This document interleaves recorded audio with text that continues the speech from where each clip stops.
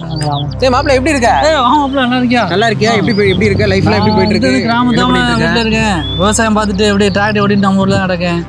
படிச்சிருக்கேன், அடுத்து ஏதாவது ஒரு முயற்சி பண்ணி போகணும்னு தோணுது. லட்சியம் என்ன முதல்ல அதை சொல்லு.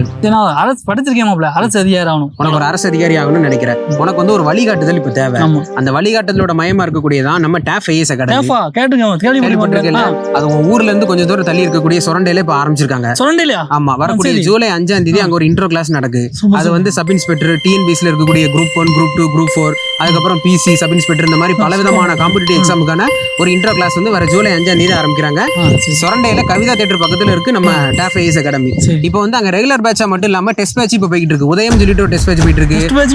ஆமா, இப்ப தோழன் சொல்லிட்டு ஒரு டெஸ்ட் பேட்ச் போயிட்டு இருக்கு. வரக்கூடிய ஜூலை 7ஆம் தேதியில இருந்து பயணம் சொல்லிட்டு ஒரு டெஸ்ட் சீரிஸ் ஆரம்பிக்க போறாங்க. இதை வந்து நீ கரெக்டா வாட்ச் பண்ணி நீ படிச்ச அப்படின்னா கண்டிப்பான முறையில் இந்த வருஷத்துக்கான அரசு அதிகாரி நீ தான். அதுல எந்த மாற்றமும் கிடையாது. நல்ல வேலை மாப்பிள்ள, எனக்கு தகவலை கொண்டு வந்து ரொம்ப நன்றி மாப்பிள்ள. சுரண்டை ரொம்ப பக்கமா வச்சேன், நான் வீட்டு வேலையும் பார்த்து எல்லாத்தையும் பண்ணிக்கிடுவோம். தாராளமா நீ உன் வீட்டுல இருக்க வேலையும் கவனிச்சுக்கலாம். அதே நேரம் அவங்க சொல்லி கொடுக்குறபடி பாடத்தையும் படிச்சுட்டு நீ வந்து உன்னோட கனவு பணியான அரசு பணியை கண்டிப்பான முறையில் இந்த வருஷத்துல நீ நிறைவேற்றிக்கலாம். கடவுள்மா வந்து அந்த ஐடியா சொன்னதுக்கு நன்றி மாப்பிள்ள. தேங்க்ஸ்.